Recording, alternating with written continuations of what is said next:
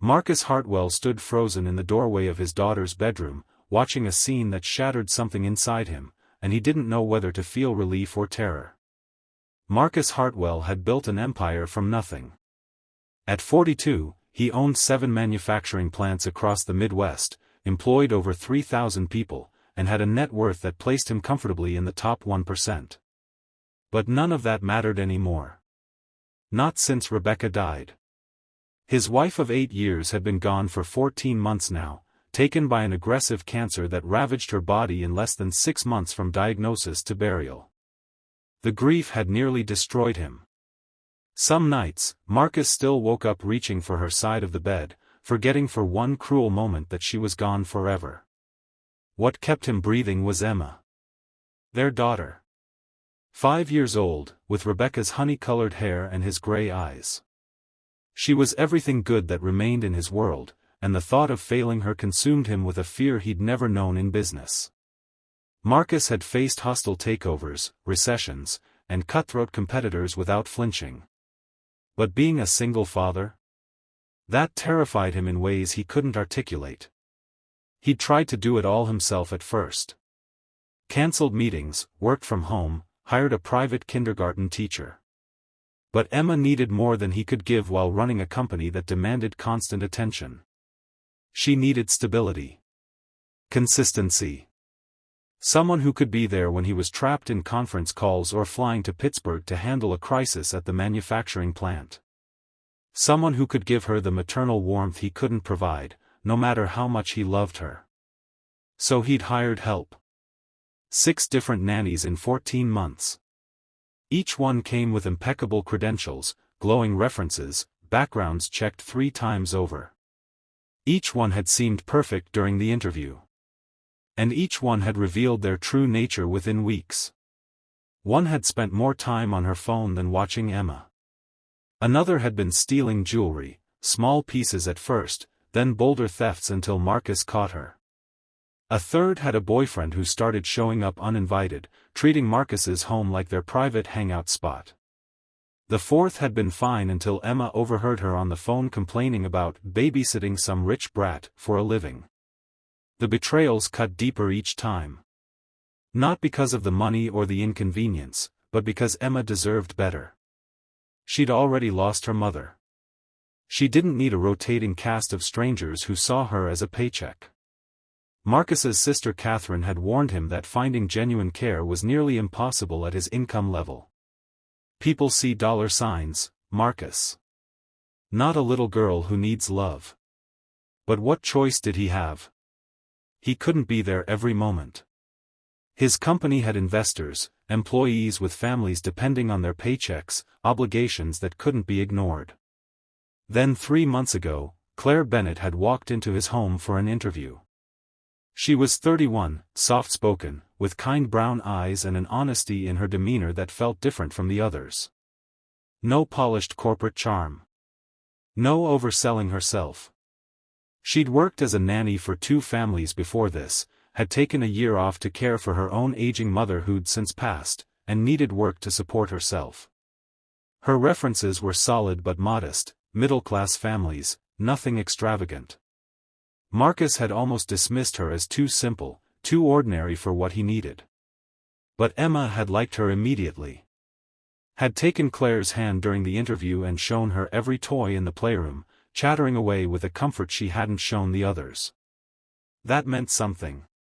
Maybe everything. So Marcus hired her, knowing he'd probably be disappointed again within a month.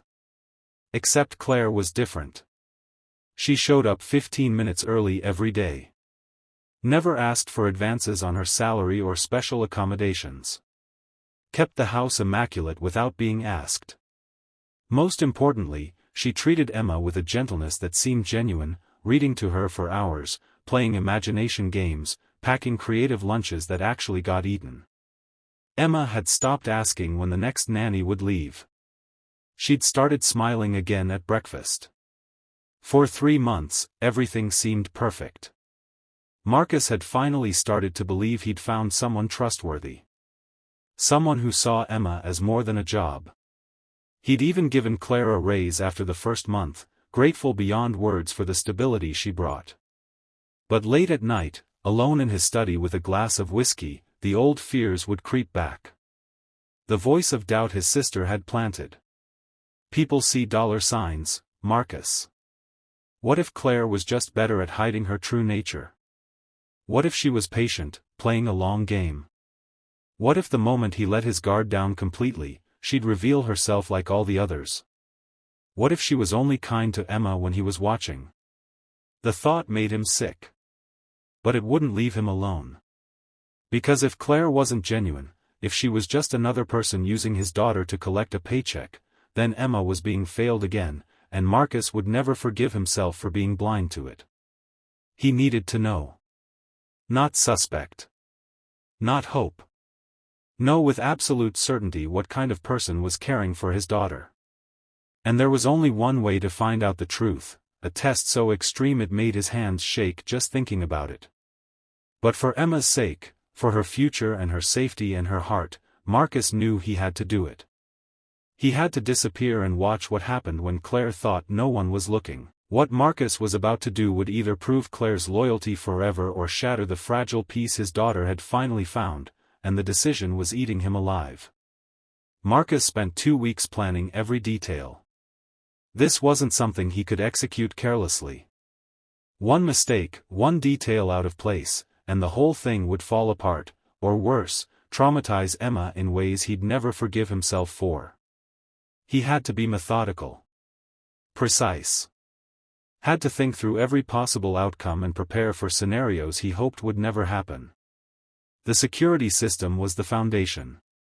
Marcus called a private firm he'd used for corporate espionage prevention, men who understood discretion and didn't ask unnecessary questions. They came on a Saturday when Claire had the weekend off, installing microscopic cameras in every room of the house except the bathrooms. Living room, kitchen, playroom, hallways, Emma's bedroom, even the backyard patio. Each camera had audio capabilities and connected to a secure server Marcus could access remotely from anywhere. The technician, a man named Davis with 20 years in military intelligence, had raised an eyebrow but said nothing. Marcus paid double the quoted price for absolute confidentiality. Then came the harder part, staging his own death believably. Marcus couldn't just vanish. That would raise immediate suspicions, trigger calls to police, create chaos. No, it had to seem real. Final. Something that would make Claire believe she was truly alone with Emma, that no one was coming back, that whatever she did would have no witnesses and no consequences. Only then would he see her authentic self. He spent hours researching, making calls under fake names, pulling together the pieces. A business trip. An accident. Something sudden and tragic but not so dramatic that it would bring media attention. Marcus settled on a plan. He'd tell Claire he was flying to Seattle for an emergency meeting about a potential acquisition. A private plane. Bad weather. He'd arrange for someone to call the house with news of a crash. No survivors. Wreckage in a remote area. Body recovery would take days. It made him physically ill designing this. Not because of the deception toward Claire, but because of what it would do to Emma. His daughter would believe her last parent was dead. Even if only for 72 hours, Emma would experience that grief. That terror. That abandonment. Marcus had lain awake for 3 straight nights wrestling with this, wondering if he was a monster for even considering it. But the alternative, leaving Emma with someone who might be using her, might hurt her, might disappear the moment things got inconvenient, that felt worse. This was temporary pain to ensure long-term safety. He'd make it up to Emma. Somehow. When this was over, he'd explain it in a way she could understand. He'd take her to Disneyland. Buy her that puppy she'd been begging for. Spend a whole month doing nothing but being present. Whatever it took to repair the damage he was about to cause. The accomplice was his younger brother, Dylan. 38, unmarried, loyal to a fault. Dylan worked in finance in Chicago and owed Marcus for bailing him out of a bad investment 3 years back. When Marcus explained the plan over an encrypted call, Dylan had been silent for a long moment before saying, "Jesus, Marcus. This is insane. You know that, right?" But he'd agreed to help. Dylan would make the call to the house. Would play the role of a company attorney delivering impossible news. Would sell the lie so completely that no one would doubt it. Marcus arranged his absence carefully. Told Claire he'd be gone for 3 days, Thursday through Saturday. Left detailed instructions for Emma's care.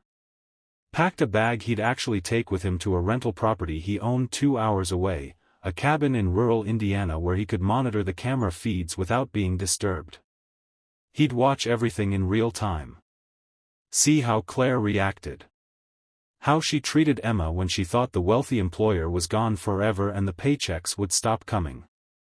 The Wednesday before his departure, Marcus held Emma extra long at bedtime.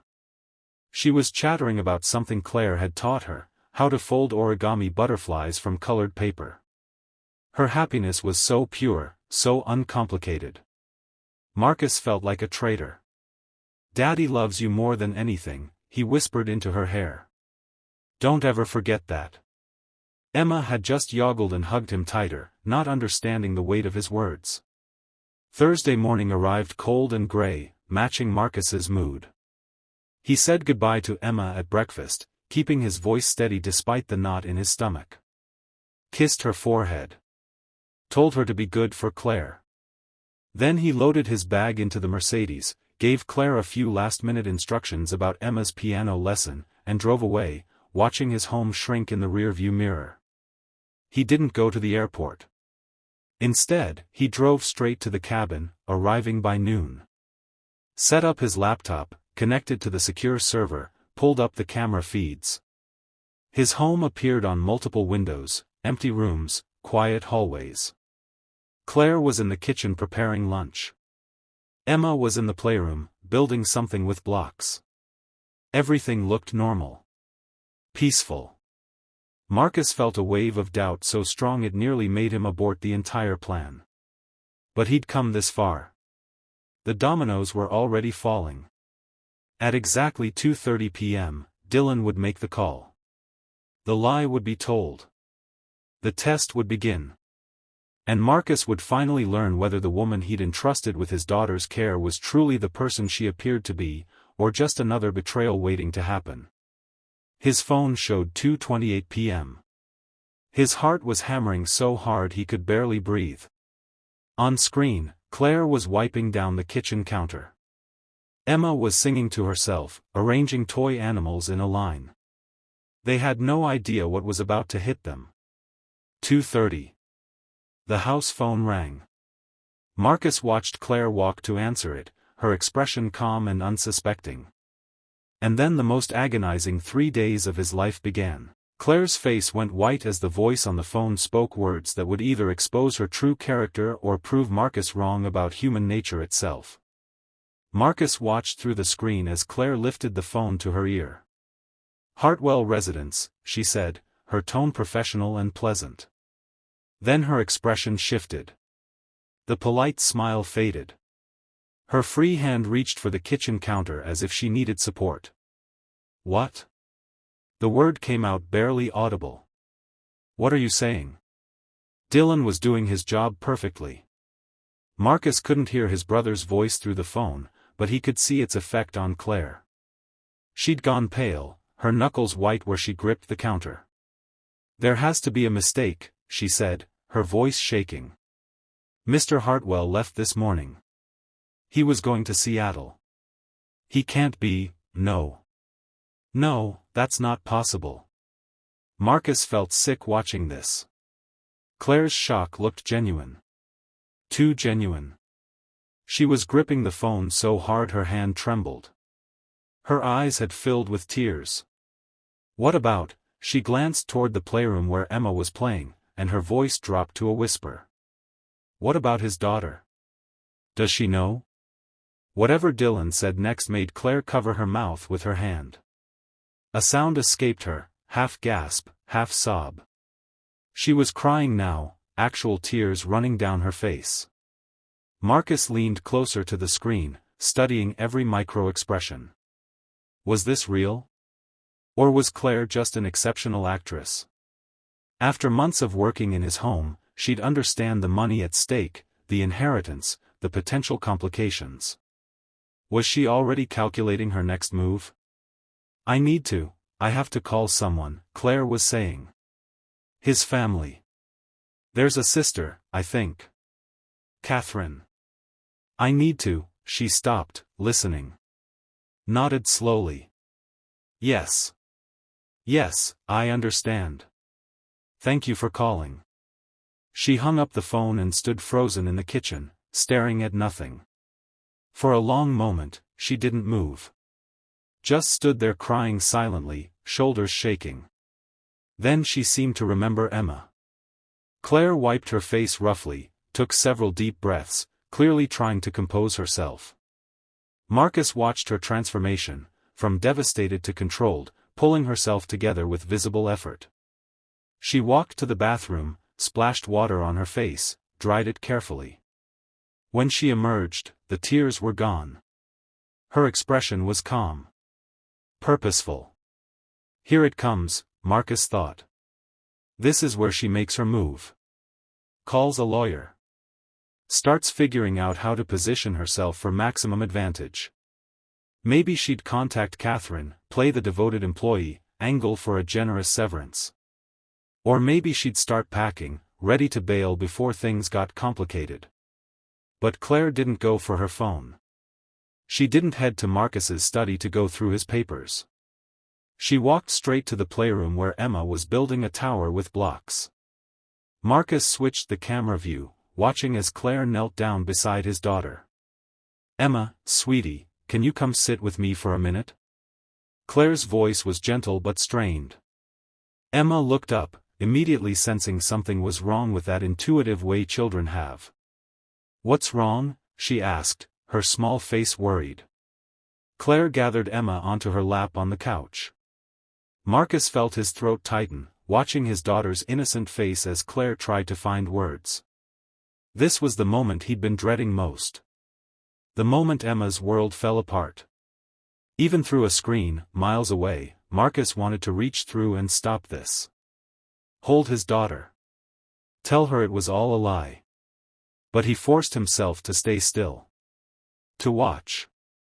Emma, something very sad happened, Claire began, her voice breaking despite her clear effort to stay controlled. Your daddy was in an accident. A very bad accident. Emma's face went blank with confusion. She didn't understand yet. The people who called me said that. Claire stopped, tears streaming down her face again despite her attempts to hold them back. Oh, sweetheart, I'm so sorry. Your daddy died. He's not coming home. Emma just stared at her. The words clearly didn't compute. She was 5 years old. Death was something that happened to goldfish and characters in movies. Not daddies. When is he coming back? Emma asked. Claire pulled the little girl closer, now openly crying. He can't come back, baby. I'm so sorry. He loved you so much. More than anything in the whole world. Her voice cracked on the last words. Then Emma understood. Or at least, the reality hit her in whatever way a 5-year-old can process the unprocessable. Her face crumpled. She began to cry, deep, wrenching sobs that shook her small body. I want daddy, she screamed. I want my daddy. Marcus had to turn away from the screen. His hands were shaking. His own tears were blurring his vision. This was unbearable. What had he done? What kind of father puts his child through this? He reached for his phone, ready to call the whole thing off, ready to drive home immediately and end this nightmare. But something stopped him. Claire's voice, coming through the speakers. I'm here, Emma. I'm right here with you. You're not alone. I promise you're not alone. Claire was rocking Emma gently, holding her like she was her own child. We're going to get through this together, okay? I'm not going anywhere. I'm staying right here with you for as long as you need me." Emma was inconsolable, crying for her father, begging for him to come back. But Claire didn't try to stop the tears or minimize the grief. She just held her. Stroked her hair. Let Emma cry until she was exhausted. Then she carried the little girl to the couch, wrapped them both in a blanket, and just held her, whispering comfort in the growing darkness. Marcus watched until Emma finally cried herself to sleep in Claire's arms. Watched as Claire carefully carried his daughter upstairs to bed, tucked her in, and sat in the chair beside Emma's bed like a guardian. Watching over her. Protecting her. It was 10 p.m. Day 1 was barely over. Marcus had 2 more days of this planned. 2 more days to see what Claire would do when she thought no one was watching, when the shock wore off and reality set in. He needed to see more. Needed to be absolutely certain. But something in Claire's face as she sat watching Emma sleep made Marcus wonder if he'd already seen everything he needed to know. What Claire did in the dark hours of that first night, when she thought she was completely alone, would haunt Marcus for the rest of his life, but not in the way he'd expected. Emma woke up screaming at 2 a.m. Marcus jolted awake in the cabin, immediately pulling up the bedroom camera feed. His daughter was sitting up in bed, disoriented and terrified, calling for him. "Daddy! Daddy!" The raw panic in her voice was like a knife to his chest. Claire appeared in the doorway within seconds. She must have been sleeping in the guest room directly across the hall, ready for exactly this. She rushed to Emma's bed, gathering the crying child into her arms. "Shoo, sweetheart, I'm here. I've got you." Emma was hysterical, the nightmare and grief tangling together into incoherent sobs. "I want my daddy. Please. Where's my daddy?" Marcus watched Claire close her eyes briefly, her own pain visible even in the low light. Then she began to rock Emma gently, humming something soft. A lullaby Marcus didn't recognize. "I know, baby. I know. I miss him too. It's okay to be sad. It's okay to cry." She didn't offer false comfort or try to distract Emma from the grief. She just held her and let her feel it, providing the only thing she could, presence. Love. Steadiness in the chaos. It took nearly an hour before Emma calmed enough to lie back down. Claire stayed in bed with her, curled around the little girl like a shield against the world. Marcus watched them until they both fell asleep, Claire's arm protectively draped over Emma. At 6 a.m., Claire was up before Emma woke, moving quietly through the house. Marcus followed her on the cameras, expecting, what? For her to start going through his things now that Emma was asleep? To make phone calls plotting her next move? Instead, she went to the kitchen and started preparing breakfast. Not just any breakfast, Emma's favorite. Chocolate chip pancakes shaped like hearts. Fresh strawberries cut into stars. The kind of meal that takes effort and thought. When Emma shuffled downstairs an hour later, eyes swollen from crying, Claire had everything ready. She settled Emma at the table with gentleness, sat beside her rather than across from her. "You don't have to eat if you don't want to," Claire said softly. "But I made your favorites, just in case." Emma picked at the food, managing only a few bites. She looked lost. Small. "Is Daddy really not coming back?" she asked in a voice so quiet Marcus almost didn't hear it through the speakers. Claire's hands trembled as she set down her coffee cup. "No, sweetie. He's not coming back. But he loved you so much. Every single day, he talked about how much he loved you. That never changes. That love doesn't go away." Her voice was thick with emotion, but she kept herself together for Emma's sake. "What's going to happen to me?" Emma asked. The question shattered something in Marcus. His 5-year-old daughter, worried about her future, about who would take care of her. He'd done this. Put that fear in her. Claire reached over and took Emma's small hand in both of hers. "You're going to be okay. I don't know all the details yet, but I promise you're not going to be alone. Your Aunt Catherine loves you very much.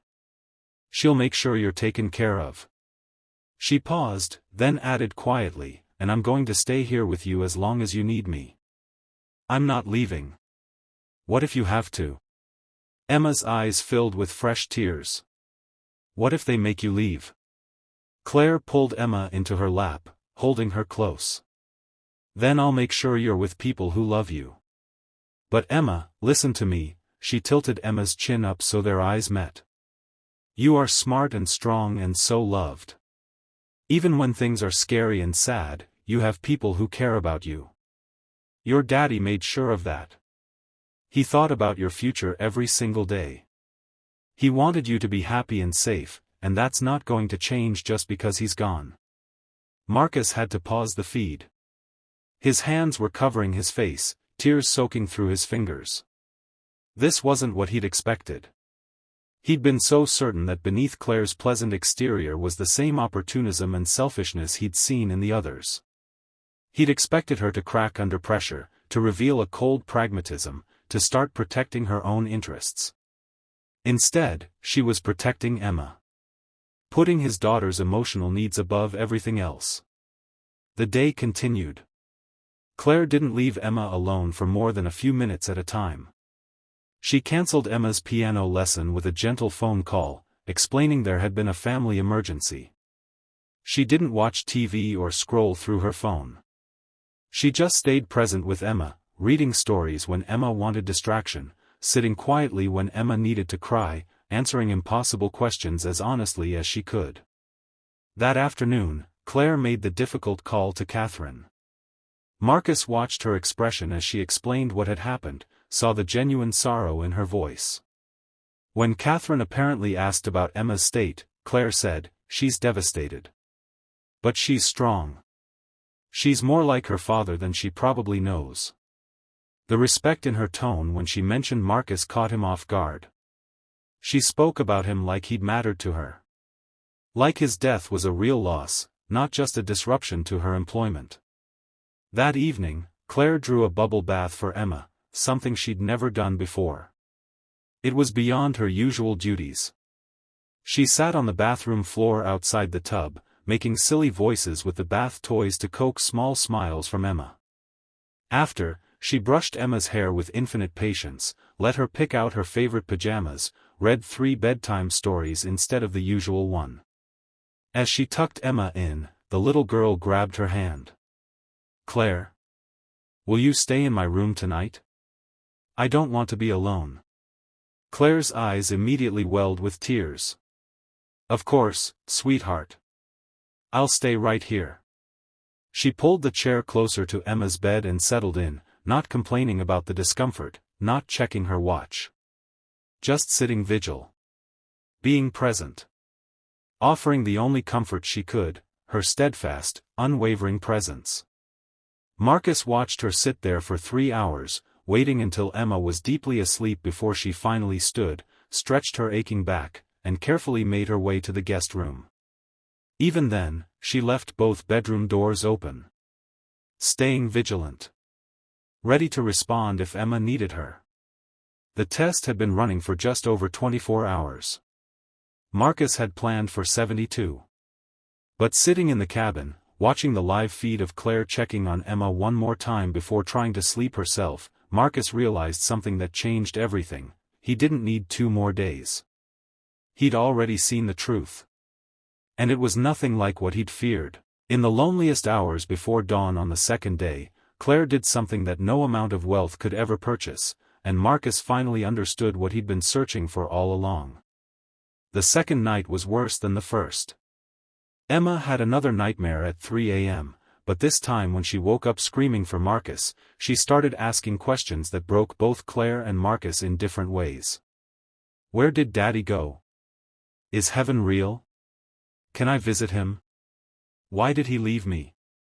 Marcus watched through the camera as Claire sat on Emma's bed, her own face wet with tears, trying to answer questions no one has good answers for.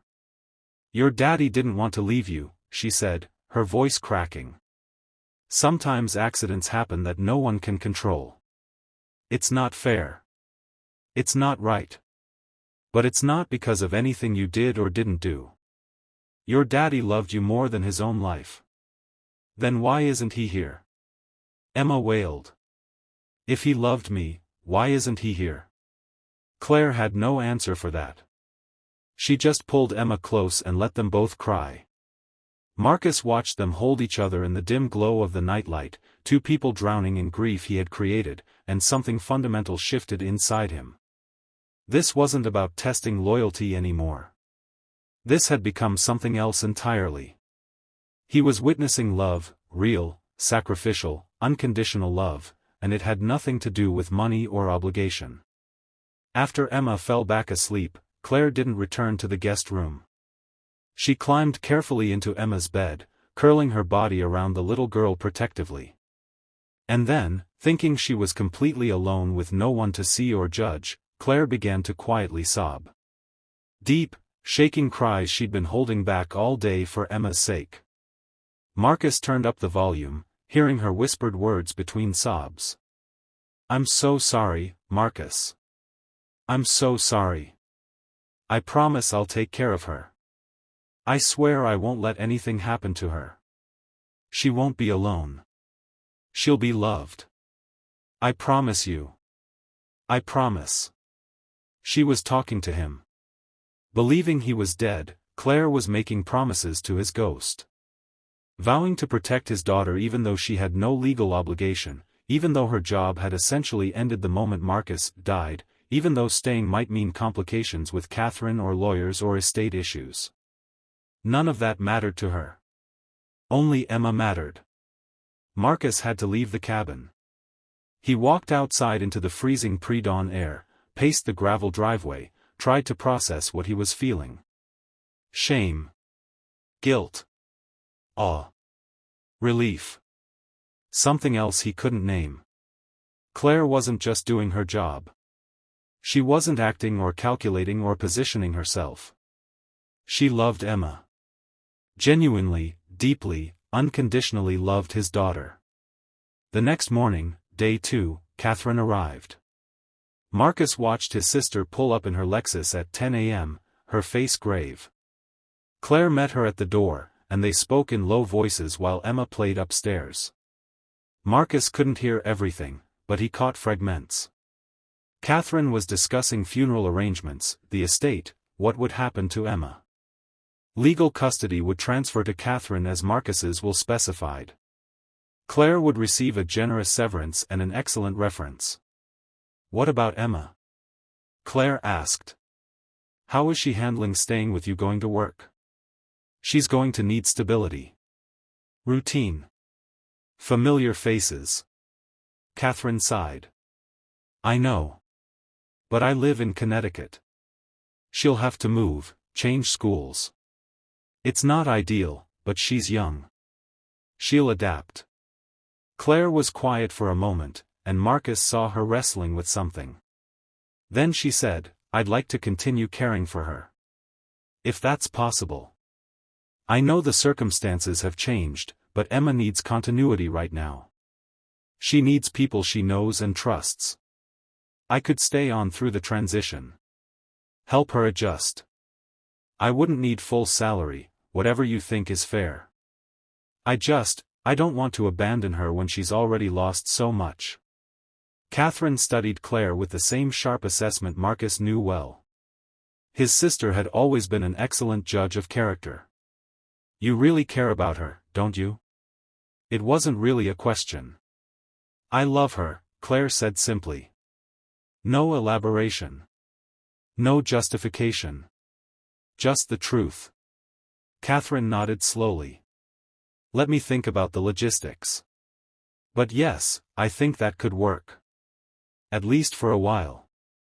After Catherine left, Claire returned to Emma with renewed purpose. She got the little girl dressed, made her lunch, even convinced her to eat half a sandwich. She put on Emma's favorite movie, but sat with her instead of using it as a break. When Emma asked another impossible question, "Is Daddy an angel now?" Claire said, "I think the best parts of people live on in the people they loved. Your daddy is part of you. His love, his strength, his kindness, those are all inside you. That never dies." That afternoon, Claire did something that made Marcus's decision final. She sat down with Emma and a sketchbook and said, "Let's draw pictures of your favorite memories with your daddy. Happy times you want to remember forever." Emma was hesitant at first, but then she started drawing, Marcus pushing her on a swing, making pancakes together, reading bedtime stories. With each drawing, Emma told the story to Claire, who listened with complete attention, asking questions, laughing at the funny parts, treating each memory like the precious treasure it was. "Your daddy was a really good man," Claire said softly as Emma colored a picture of Marcus giving her a piggyback ride. "He worked hard because he wanted to give you a good life. But what he really cared about was you. Making sure you were happy and safe. That was his whole world." Emma looked up at Claire with those gray eyes so like Marcus's own. "Did you like my daddy?" Claire smiled, her eyes wet again. "I respected him very much. He was a good father and a good person. I wish I could have told him that more."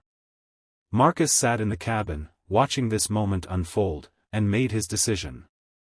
Not the decision he'd planned when this started. Not the decision a logical, calculating businessman would make. But the only decision that made sense now that he'd seen the truth. He was going home. Not in 3 days. Right now. And he was going to do something that would change all of their lives forever, something that terrified him more than any business deal ever had, but felt more right than anything he'd done since Rebecca died. He was going to ask Claire to marry him. Not for love, he wasn't sure he was capable of that kind of love anymore. But for Emma. For trust. For loyalty. For the proof that Claire had given him that some people still valued dignity and sacrifice over money and opportunity. Marcus packed his laptop, locked up the cabin, and started the drive home. His heart was pounding. His hands shook on the steering wheel. He had no idea how to explain this. No idea how Claire would react. But he knew with absolute certainty that she was the person who should help him raise his daughter. And he was about to walk through his front door like a ghost coming back to life, and gamble everything on a truth he'd finally learned: real love can't be bought, but when you find it, you hold on to it with everything you have. When Marcus's key turned in the front door at 4 p.m. on the second day, the scream that followed would either destroy the fragile trust he'd witnessed or forge something stronger than he'd ever dared to hope for. The house was quiet when Marcus stepped inside. Afternoon sunlight streamed through the windows, illuminating the familiar entryway that felt surreal after 2 days of watching it through screens. His hands were sweating. His heart hammered against his ribs. What was he about to do to these two people he cared about? How could he possibly explain this in a way that wouldn't destroy everything? He heard voices from the living room. Emma's small voice asking something. Claire responding with patience. Normal sounds. Peaceful sounds. About to be shattered by a dead man walking through the door. Marcus stepped into the doorway of the living room. Claire was sitting on the couch with Emma, looking at the sketchbook of memories they'd been creating. Neither had noticed him yet. For a brief moment, Marcus considered backing out, running away, calling this whole thing off. But it was too late. Emma looked up. Her face went through an impossible series of emotions in 3 seconds. Confusion. Disbelief. Recognition. Then a scream that nearly stopped Marcus's heart. "Daddy!" She launched herself off the couch, running toward him with such desperate speed she almost fell. Marcus dropped to his knees just as Emma crashed into him, wrapping her small arms around his neck with terrifying force. "Daddy, Daddy, Daddy!" She was crying and laughing and screaming all at once. "You came back. They said you died, but you came back. You came back to me." She was shaking, her whole body trembling with the shock and relief and overwhelming emotion of seeing her father alive. Marcus held her so tight he worried he might hurt her, but he couldn't let go. "I'm here, baby. I'm here. I'm so sorry. I'm so sorry." His own tears were soaking into her hair. The guilt was crushing him. What had he done? What had he put his daughter through? Over Emma's head, Marcus looked at Claire.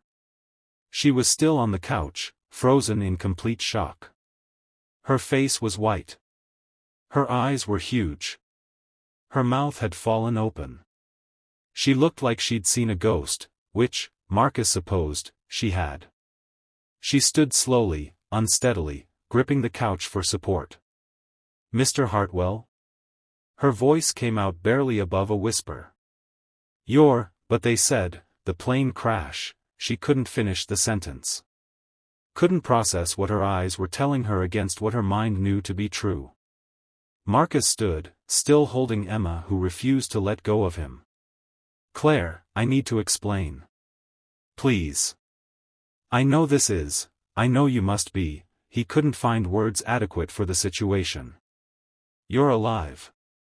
Claire was still staring at him like he might vanish if she blinked. "You're alive. You didn't die. There was no crash." Her voice was getting stronger. And something else was creeping into her expression. Understanding. Realization. There was never a crash. Marcus nodded slowly. "No. There wasn't. Claire, please sit down. I need to tell you what I did and why." But Claire wasn't sitting. Her shock was transforming into something else. Something harder. "You faked your death." Not a question. A statement. Her voice had gone flat. Cold. "You made us believe you were dead. You let your daughter." She looked at Emma, still clinging to Marcus, and her face crumpled for just a second before she forced it back to stone. "You let her grieve. You let her cry herself to sleep thinking she'd lost you. For what? Some kind of test." Marcus felt the words like physical blows. "I had to know," he said quietly. "I had to know if you were. If I was what?" Claire's voice rose sharply. "Trustworthy?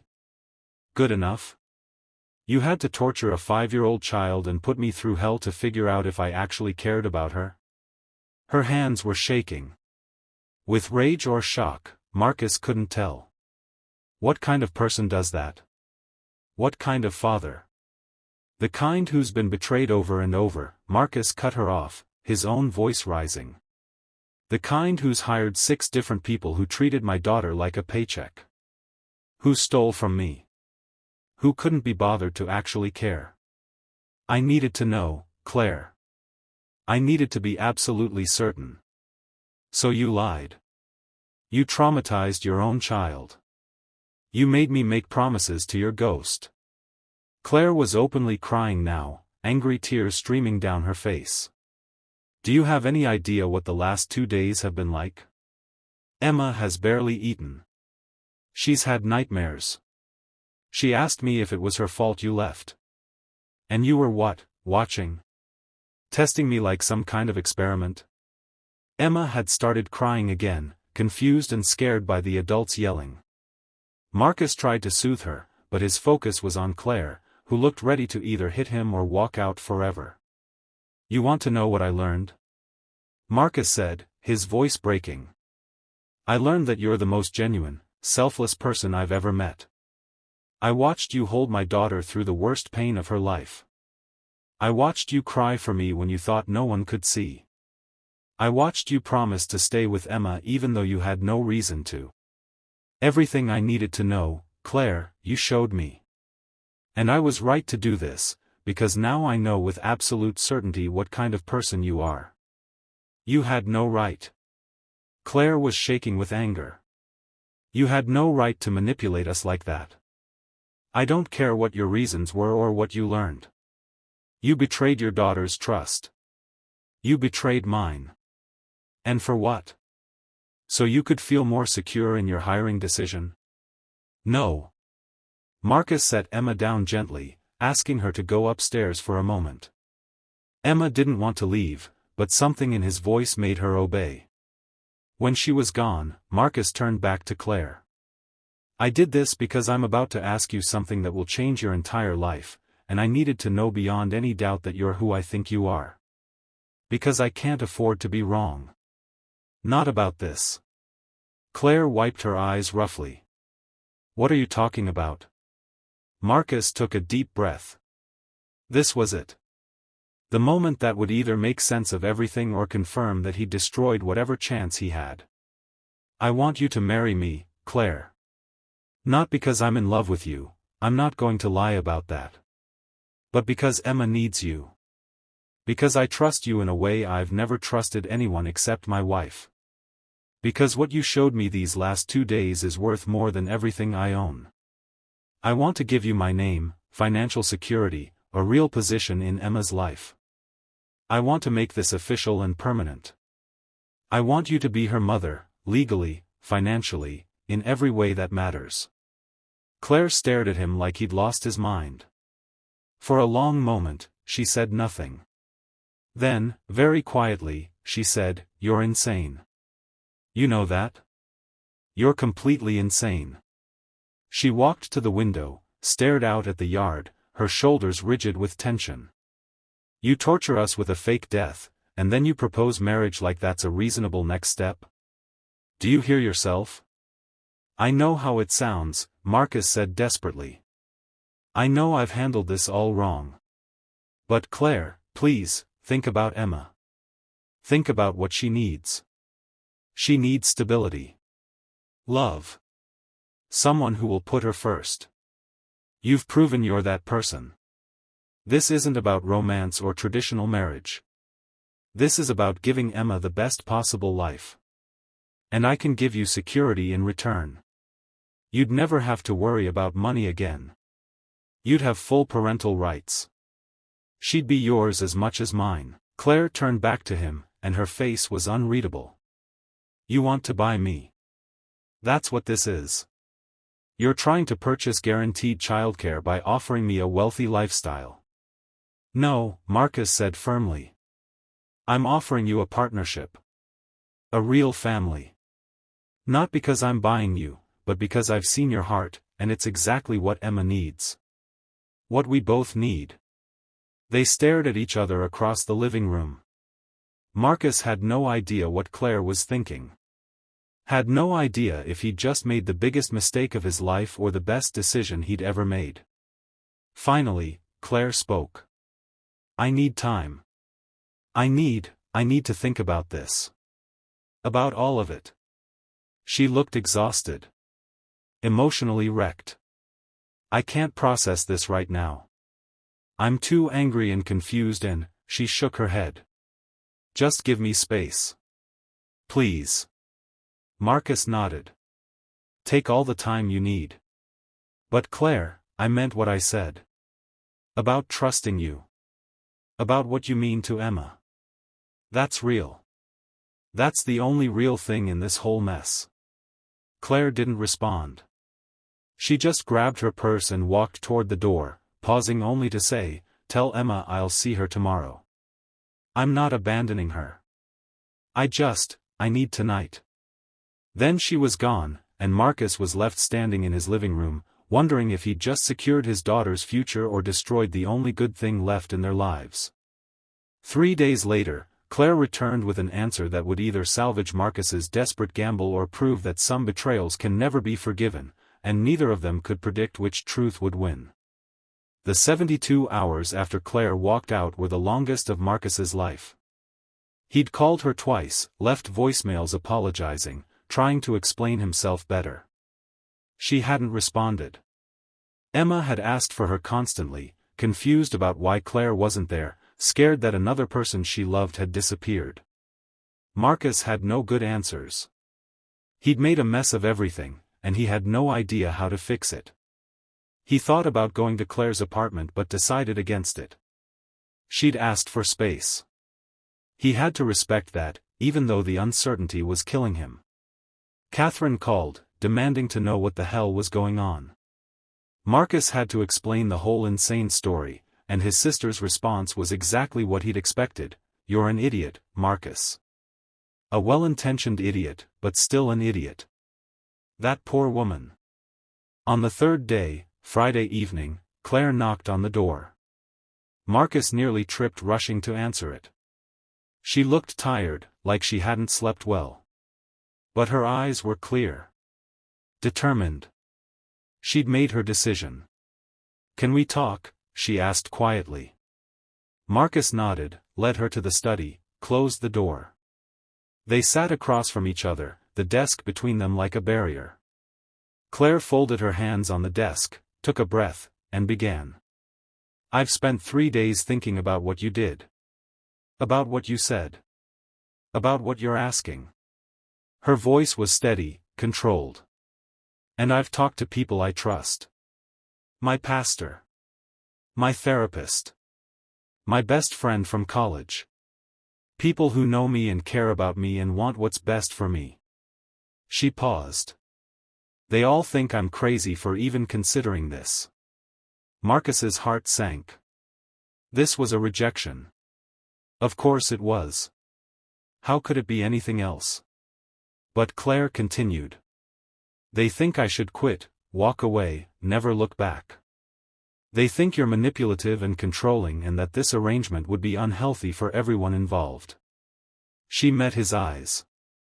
"And they're probably right about some of that. What you did was wrong, Marcus. It was cruel and manipulative, and I'm not going to pretend otherwise." "I know," Marcus said quietly. "I know it was wrong. I've hated myself every minute since." Claire held up a hand. "Let me finish. Please." Marcus closed his mouth. "But I also understand why you did it. I don't agree with your methods, but I understand the fear. You've been burned over and over. You're responsible for a little girl who already lost her mother. The stakes are impossibly high. And in some twisted way, I understand wanting certainty before making a life-changing commitment." She looked down at her hands, then back up at him. "Here's what I realized over the last 3 days. I do love Emma. Genuinely. Completely. I would do anything to protect her and give her a good life. And the truth is," her voice wavered slightly. "The truth is, I don't have a lot of other options for my future. I'm 31, single, with no real career prospects beyond childcare. I have student loans. No savings to speak of. My life isn't going anywhere spectacular." "Claire," Marcus started, but she shook her head. "I'm not saying this for pity. I'm saying it because it's relevant. You're offering me security. Legal parental rights to a child I already love. A chance to be part of something meaningful. To build a family. It's not traditional. It's not romantic. But it's real. And it's more than I have now." Marcus hardly dared to breathe. Was she saying yes? Or was this the prelude to explaining why she couldn't? "So here's my answer," Claire said. "Yes. I'll marry you. But we're doing this my way, with my conditions.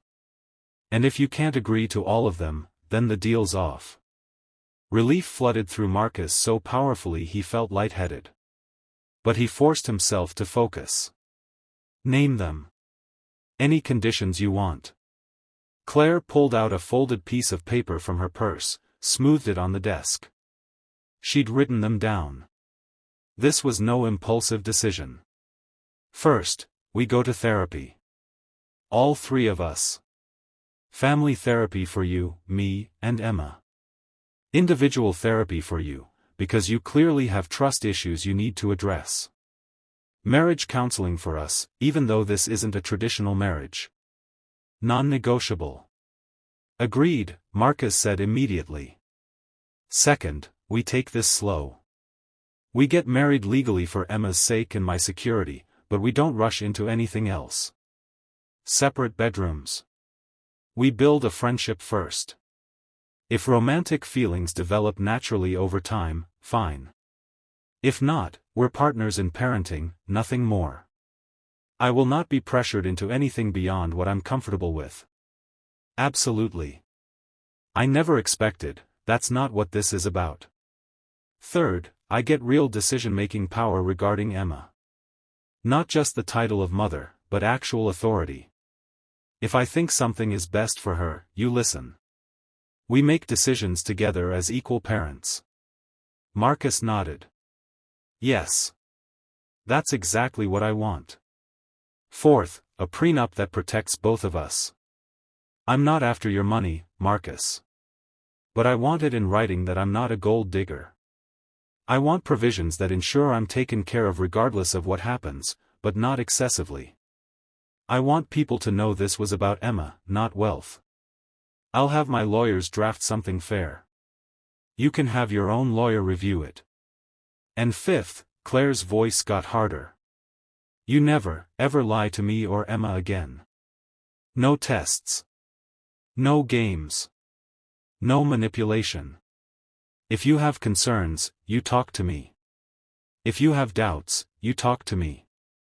We build this on honesty, or we don't build it at all. I promise, Marcus said, and he meant it with everything in him.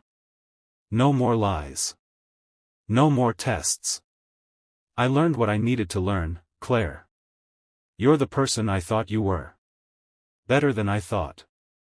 I won't forget that. They sat in silence for a moment. Then Claire said, we need to tell Emma.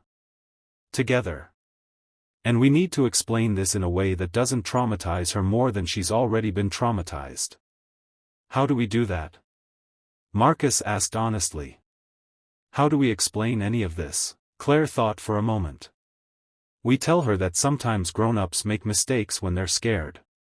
That her daddy made a big mistake because he was worried about her safety. But that we worked it out, and now we're going to be a family. A different kind of family, but a real one. And we promise her that we'll always put her first. Marcus nodded slowly. She's going to have questions. Probably for years. Probably, Claire agreed. But we'll answer them. Together. That's what partners do. They stood, and Marcus extended his hand. Claire looked at it for a moment, then shook it firmly. A business arrangement sealed like a contract. But Marcus saw something in her eyes, something that might eventually become warmth, trust, maybe even affection. Not today. Not tomorrow. But someday. They went upstairs together to find Emma, who was playing in her room. When she saw Claire, she shrieked with joy and ran to her. Claire caught her, swung her up, held her close. I missed you, Emma said, burying her face in Claire's shoulder. I missed you too, sweetheart, Claire replied, her voice thick. Marcus cleared his throat. Emma, Claire and I need to talk to you about something important. They sat on Emma's bed, the little girl between them. Marcus started carefully. You know how you've wished for a new mommy? Someone who could be here with you all the time? Emma nodded cautiously. Well, Claire and I have been talking, and we think, we'd like to be a family. The three of us together. Claire would be your new mom, if you'd like that. Emma's eyes went wide. She looked between them. Really? Claire would stay forever? Forever, Claire confirmed gently. If you want me to. Emma threw her arms around Claire. Yes. Yes, I want that. Then she pulled Marcus in two, creating a three-person hug that made Marcus's chest ache with gratitude and lingering guilt and hope. Over Emma's head, Marcus and Claire's eyes met. They both knew this was complicated.